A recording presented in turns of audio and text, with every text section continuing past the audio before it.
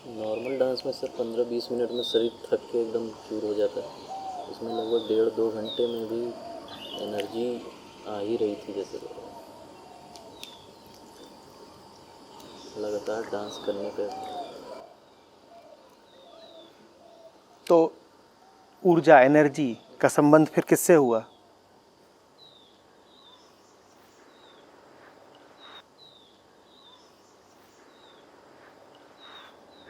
शांति से।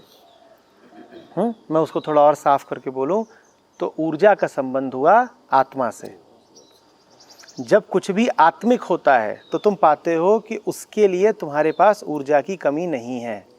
जहाँ तुम्हारा दिल लगा होता है वहाँ तुम्हें थकान नहीं होती। जो कुछ हार्दिक होता है उसके लिए तुम्हारे पास ऊर्जा न जाने कहाँ से आ जाती है। इसको जानते हो क्या कहते हैं? इसको कहते हैं जहाँ शिव है वहाँ शक्ति है। मैं कहता हूँ जब हृदय में शिव तो भुजाओं में शक्ति। जहाँ आत्मा है वहाँ शक्ति अपने आप है। आत्मा माने शिव। जब शिव के साथ होके कुछ करोगे तो शक्ति अपने आप मिल जाएगी। कहाँ से मिल जाएगी मत पूछो, वरना शक्ति के लिए तरह तरह के आयोजन करोगे, जनरेटर चलाओगे, टॉनिक पियोगे, उधार की ऊर्जा मांगोगे। ये सब उधार की शक्ति यहीं से तो आती है, जनरेटर से आ गई। टॉनिक पी रहे हैं, अपने आप को किसी तरीके से उत्तेजित कर रहे हैं। बाहरी प्रेरणा, आयातित मोटिवेशन, ये सब उधार की ऊर्जा लाने के तरीके हैं। और उधार की ऊर्जा तुम कितनी भी लाओ, पहली बात वो बड़ी कीमत पे आती है, दूसरी बात जल्दी चुक जाती है। तो कोई फ़ायदा है उधार की ऊर्जा का? इससे अच्छा ये है कि सीधे यहाँ पर टंकार हो, सीधे यहाँ चोट हो और जैसे दरवाज़ा खुल जाए असीमित ऊर्जा का। समझ रहे हो? यहाँ पर जैसे कोई चाबी लगती हो, चाबी अगर यहाँ लग गई तो दरवाज़ा खुल जाता है और दरवाजे से फिर क्या बहती है? ऊर्जा। जब तुम्हें ऊर्जा की कमी पड़ती है तो एक बात ध्यान रखना कि ऐसा नहीं है कि तुम्हारे शरीर के पास ऊर्जा नहीं है। ऊर्जा की कमी तुम्हारे मन को पड़ती है। और जब मैं असीमित कह रहा हूं तो उससे मेरा आशय है कि मन की सीमा नहीं रहेगी, शरीर की तो तब भी रहेगी। ठीक है, पहले 15 मिनट नाचते थे, अभी 3 घंटे नाच लिए, लेकिन 3000 घंटे तो अभी भी नहीं नाच पाते ना, गिर जाते वो। लेकिन शरीर की सीमा होती, शरीर की जो सीमा है वो ठीक है। अब हम लोग जीव हैं, मनुष्य हैं, तो शरीर की तो सीमा होती ही है, लेकिन मन की सीमा ना रहे। मन अगर सीमित हो गया तो आत्मा तक नहीं पहुंच पाएगा। मन अगर सीमित हो गया तो आशय ही यही है कि आत्मा में स्थित नहीं है। तो नाचना तभी रुके जब शरीर चुक जाए, मन कभी ना चुके। खेलने गए हो, खेलना तभी रुके जब शरीर गिर जाए, मन कभी ना गिरे। मन यही कहता रहे अभी तो और। मन क्या कहता रहे? अभी है, अभी दम बाकी है, अभी थक नहीं गए। हाँ, शरीर एकदम खाली हो जाए और गिर जाए वो अलग बात है। तुमने इतनी कहानियां पढ़ी हैं गुरुओं की, सूरमाओं की, पैगंबरों की, कि उनको बड़ी चोट लगी है लेकिन वो फिर भी लड़ते गए। सिखों में एक योद्धा की कहानी है जो अपना कटा हुआ सर हाथ में लेकर लड़ते रहे, और तब तक लड़ते रहे जब तक दुश्मन को हरा ही नहीं दिया। फिर वो स्वर्ण मंदिर तक पहुंचे और वहां पर समाधि ली। कटे सर के साथ लड़ रहे थे। इशारा समझ रहे हो? मान लो सर कटा नहीं भी था, मान लो कि गहरा घाव ही था, लेकिन फिर भी गहरे घाव के साथ लड़ना कितनी बड़ी बात है, बहुत बड़ी बात है। इससे यही पता चलता है कि मन की शक्ति है। मन की शक्ति है। अब आप तन की शक्ति से नहीं लड़ रहे हो, मन की शक्ति से लड़ रहे हो। तन की शक्ति से लड़ रहे होते तो यदि सर कट गया होता या गर्दन में गहरा घाव आ गया होता तो आप वहीं लुढ़क जाते, पर आप लुढ़के नहीं। ये आत्मबल कहलाता है। ये आत्मबल कहलाता है। इसीलिए मैं निरंतर जूझने पर इतना ज़ोर देता हूँ। आप लोग फुटबॉल खेल रहे थे, मैं देख रहा था, मैं देख रहा हूँ कि एक टीम है जो 2 दिन से हार रही है। वापस आकर के मैंने बात करी और उसमें मैं यही कह रहा था, उपनिषद बताते हैं हमें नायम आत्मा बलहीनेन लभ्यो। क्या अर्थ है कि आत्मा और बल एक साथ चलते हैं। जो बलहीन है उसे आत्मा का भी लाभ नहीं होता। जैसे शिव और शक्ति का साथ होना तय है, वैसे ही आत्मा और बल का साथ होना तय है। जहाँ मैं बल को नहीं देखता वहाँ मैं समझ जाता हूँ कि आत्मा नहीं है। बल का ना होना, ताकत का ना होना, ऊर्जा का ना होना, शक्ति का ना होना अपने आप में कोई बड़ी चूक नहीं, अक्षम्य नहीं। लेकिन बल का ना होना इशारा करता है किसी कहीं ज़्यादा गहरे उपद्रव की ओर, और वो उपद्रव ये है कि बल नहीं है तो शायद आत्मा भी नहीं है आप में। बल भर ना होता तो माफ़ किए जा सकते थे, पर अगर आत्मा से तुमने दूरी बना ली है तो इसकी कोई माफ़ी नहीं है। चाहे फुटबॉल का मैदान हो, चाहे नाच का मैदान हो, चाहे जीवन का मैदान हो, बल तो हर जगह चाहिए ना। बल एक होता है जो अहंकार से उठता है, उसमें कोई व्यवस्था नहीं होती, वो तो खुद को ही खा जाता है, उसमें कोई सौंदर्य नहीं होता और उसमें बड़ी लघुता होती है। और एक बल होता है जो आत्मा से उठता है। बल आवश्यक है। बल अगर नहीं है तुम में तो तुम जीवन में किसी काम के नहीं हो। होंगे तुम में और 100 गुण, वो तुम्हारे किसी काम नहीं आएंगे अगर तुम में बल नहीं है। और ये पक्का जान लो कि जितने भी वास्तविक गुण हैं वो बल से उठते हैं। इसीलिए शिव के जो निकटतम हैं वो शक्ति हैं, न तो पुण्य है, न धैर्य है, न क्षमा है। शिव के निकटतम क्या है? क्या तुम कहते हो कि शिव की अर्धांगिनी धैर्य की देवी है, या सौंदर्य की देवी है, या पुण्य की देवी है? बोलो। शिव की अर्धांगिनी कौन? शिव के निकटतम कौन? शक्ति की देवी। शक्ति आवश्यक है।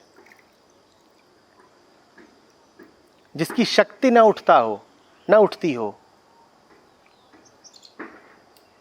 वो जीवन में नपुंसक और आत्मा से रिक्त है।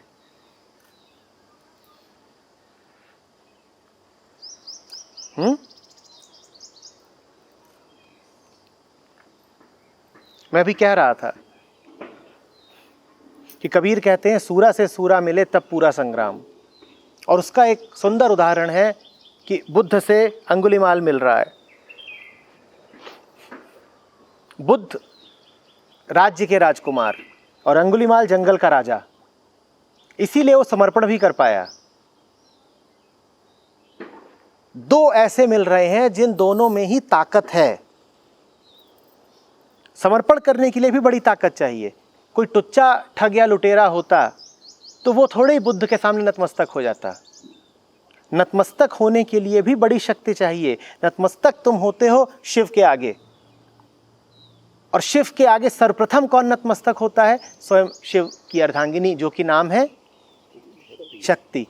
शक्ति ही तो शिव के आगे झुकेगी। तुम में शक्ति नहीं तो तुम शिव के आगे झुकोगे कैसे? तुम में शक्ति नहीं तो तुम शिव के आगे झुकोगे कैसे? इसीलिए तो अंगुलीमाल बुद्ध के सामने झुक पाया, क्योंकि उसमें ताकत थी। वो कोई साधारण डाकू चोर नहीं था। वाल्मीकि रामायण लिख पाया इसीलिए, क्योंकि वाल्मीकि कोई टुच्चे लुटेरे नहीं थे, कुख्यात थे, दबदबा था, जोर था, लोग थर्राते थे। तुम लुटेरे भी बनो तो बलवान। बल अगर तुम में है तो शिव तुमसे फिर दूर नहीं है। फिर तो तुम्हें बस प्रेरणा के स्पर्श की जरूरत है, किसी गुरु के स्पर्श की जरूरत है। बल अगर तुम में है तो चाहे तुम जिस क्षेत्र में हो वो बल आत्मा में तब्दील हो सकता है। पर अगर तुम में बल ही नहीं है तो गुरु के लिए भी बड़ा मुश्किल पड़ेगा तुम्हें शिव से मिलवाना।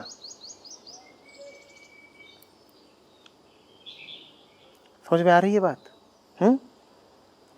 भारत में जितने अवतार हुए हैं अधिकांश के हाथ में शस्त्र हैं। कृपा में भी उठा है उनका हाथ, आशीर्वाद देने के लिए भी उठा है, लेकिन वध करने के लिए भी उठा है। एक हाथ में यदि वेद है तो दूसरे हाथ में तलवार है।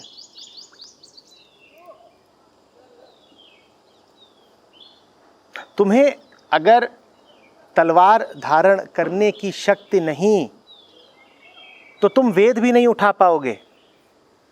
वेद भी हारने वालों के लिए नहीं है, वेद भी कमजोरों के लिए नहीं है। वेद भी उसके लिए है जो इंद्रिय जित है, जो मन को जीत ले वेद उसके लिए है, जो स्वयं को जीत ले वेद उसके लिए है। जीतना तो हर पल जरूरी है, हर जगह जरूरी है। जो जीतना नहीं जानता वो आदमी की दुनिया में भी शर्मसार रहेगा और आत्मा की दुनिया में भी। तुम्हारे लिए दुनिया में शर्म और अप्रतिष्ठा और अपयश के अलावा कुछ नहीं।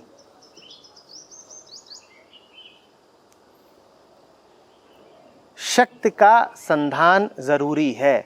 शिव सूत्र कहते हैं उद्यमो भैरव। तुम्हारा उद्यम भैरव है। भैरव मान ले, शिव के प्रतापी अवतार को भैरव कहते हैं।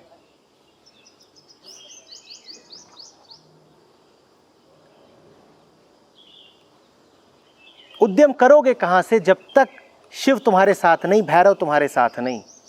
उद्यम भैरव एक है।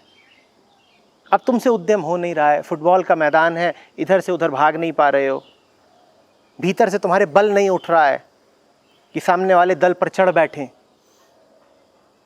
पक्का जान लो कि शिव से तुम्हारा कोई रिश्ता नहीं।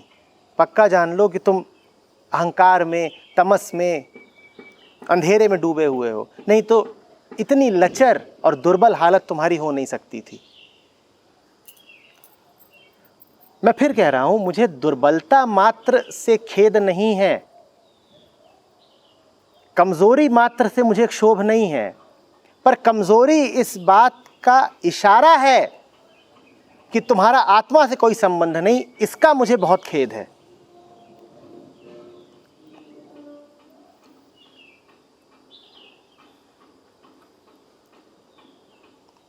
आ रही बात समझ में? कमजोर नहीं रहना है, बाजुओं में जान होनी चाहिए। हारना भी है तो ऐसे हारना है कि फक्र रहे। हारना भी है तो ऐसे हारना है कि आत्मा रण में पूरी अभिव्यक्त हुई। अब उसके बाद ठीक है, नियति की बात है, हारे ये तो किस्मत का पासा है, कभी ऐसे पड़ा कभी वैसे पड़ा। लेकिन तुम जो हो उसको मैदान में खुल के सामने तो आने दो। उतना ही दम है तुम्हारी टांगों में जितना दिखाई दिया, उतना ही कौशल है तुम में जितना तुम दर्शा पाए।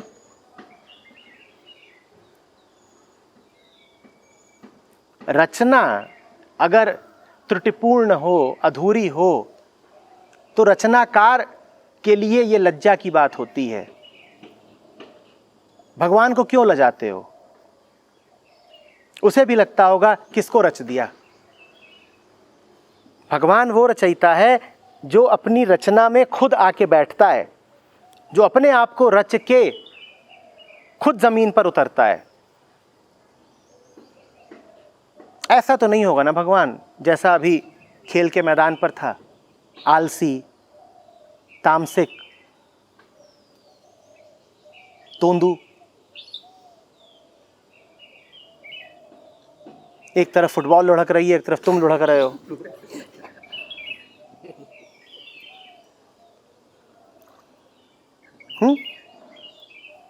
अद्वैत का अर्थ होता है रचयिता और उसकी रचना एक हैं। अगर एक हैं तो तुम ऐसे क्यों हो?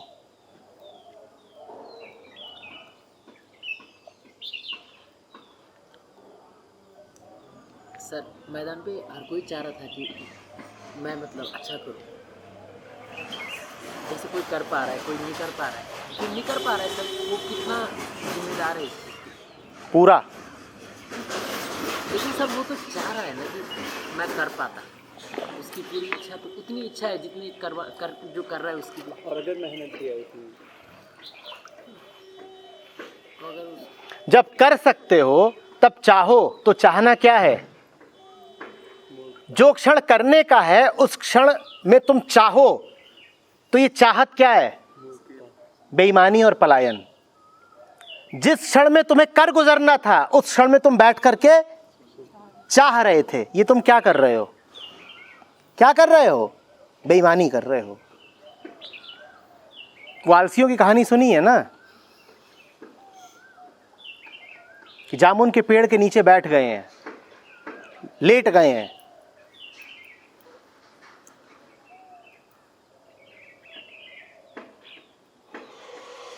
एक तो मुंह खोल के पड़ा हुआ है कि जामुन गिरेगी, और गिरी जामुन तो बगल में गिर गई, तो पड़ोसी को बोल रहा है बगल में गिर गई है, उठा के मेरे मुंह में डाल दे। चाह रहा है पड़ोसी उसका और आगे, वो तुम्हारी ही फुटबॉल टीम से निकला था।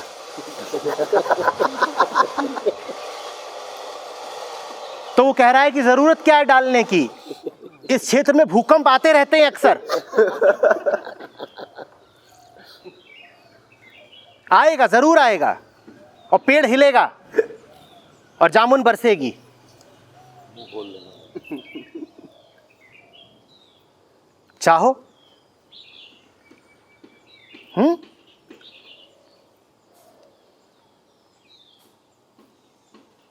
उद्यमेन ही सिद्ध्यन्ति कार्याणि न मनोरथ है।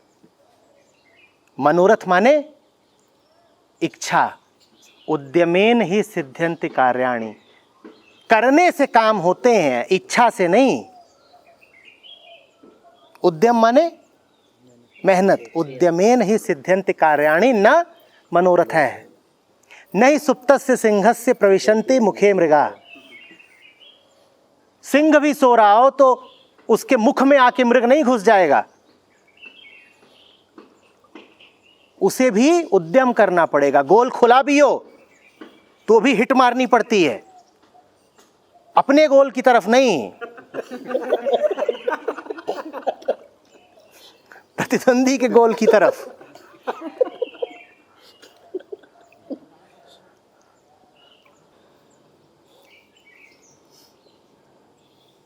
खेल खेल तो होता है, पर खेल ही भर नहीं होता।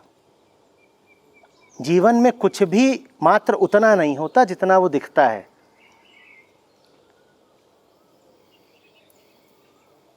कर्म खेल का होगा, पर करता तो तुम ही हो ना।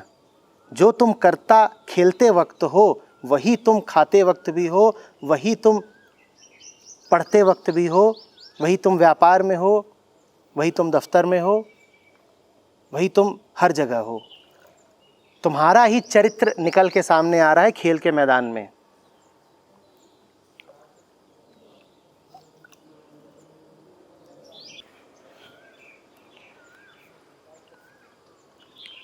संसार में देखो, चारों तरफ अस्तित्व में जो कुछ है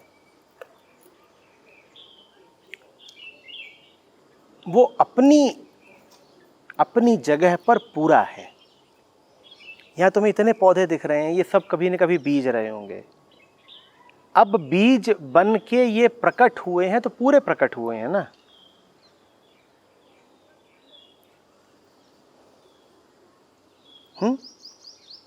अभिव्यक्ति अलग अलग है, लेकिन जैसी भी है पूर्ण है।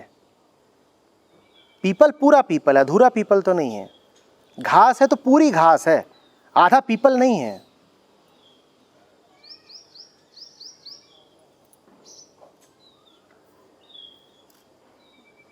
अपने आप को पूरी अभिव्यक्ति दो ना।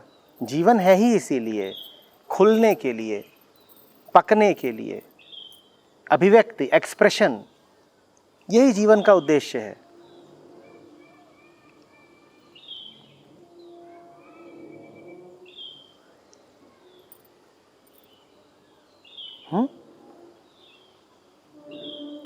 लोग कहते हैं ना जीवन का उद्देश्य है कि नहीं है, दोनों बातें हैं।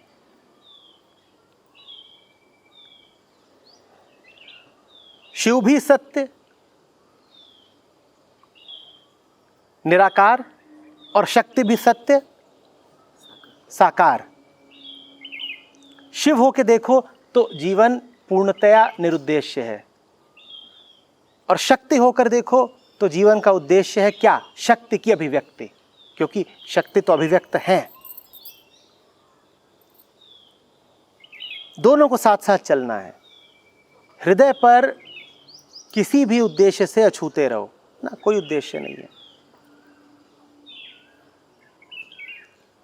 लेकिन मन के, शरीर के तो उद्देश्य हों। तुम्हारी आत्मा पर खरोंच भी ना आए अगर तुम्हारे उद्देश्य पूरे ना हो, लेकिन मन को तो संकल्पित रहना चाहिए उद्देश्यों की पूर्ति के लिए।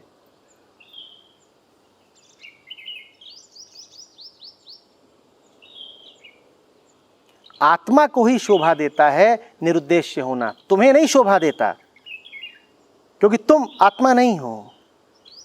जब तुम आत्मस्थ हो जाओ पूर्णतया, तब तुम कहो अब हमारा भी कोई उद्देश्य बचा नहीं, तब देखेंगे। तुम्हारे तो उद्देश्य होने चाहिए। खेल रहे हो तो उद्देश्य हो। गोल शब्द का अर्थ ही होता है उद्देश्य।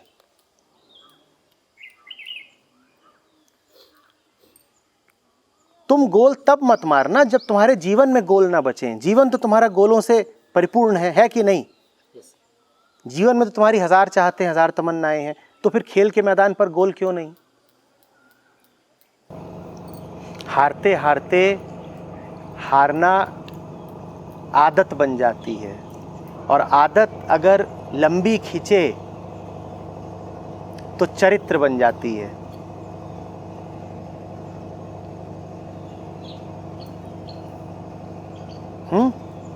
और फिर तुम 1000 कारण ढूंढना शुरू कर देते हो हारने के।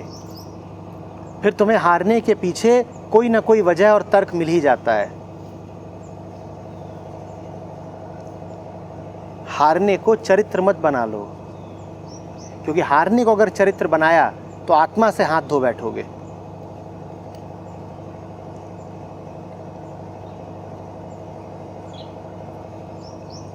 आत्मा हरंतों के लिए नहीं है। जो विश्व विजयी हो उसके लिए है आत्मा।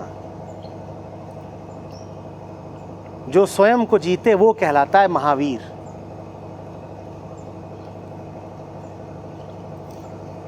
जीतना आवश्यक है ना, चाहे दुनिया को जीतो चाहे खुद को जीतो।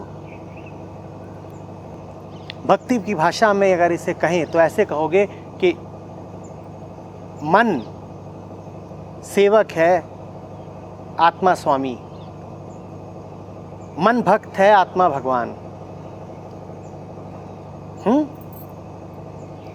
मन शक्ति है, आत्मा शिव। तो शरीर और मन जो कुछ भी करने निकले हैं वो किसकी सेवा में करने निकले हैं? आत्मा की। और तुम अपने मालिक के लिए, अपने प्रेमी के लिए कुछ करने निकले हो, उसमें तुम भूल या हार कैसे बर्दाश्त कर सकते हो? बोलो, कैसे कर सकते हो? अपने लिए करने निकले होते तो फिर भी बर्दाश्त कर लेते, लेकिन अगर तुम में शक्ति नहीं तो ये तो फिर आत्मा की हार हुई ना। शिव से शक्ति निकलती है तो शक्ति का होना किसका प्रमाण है? शिव का। और फिर शक्ति का ना होना किसका प्रमाण हुआ? शिव के ना होने का। तो तुम अपनी हार कैसे बर्दाश्त कर सकते हो? क्योंकि तुम्हारी हार फिर तुम्हारी हार नहीं होगी, वो तुम्हारे मालिक की हार होगी।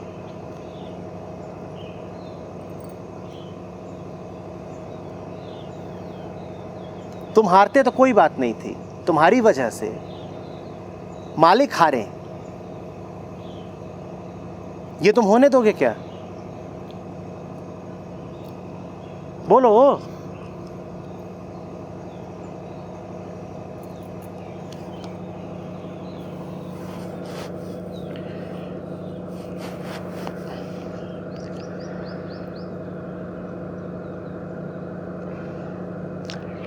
शिष्य जब लड़ने जाते थे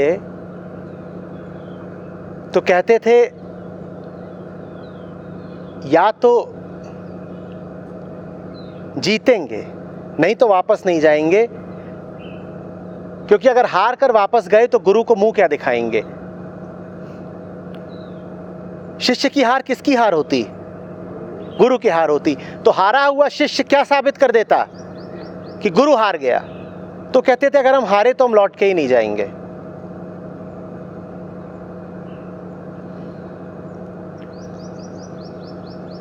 बात आ रही समझ में?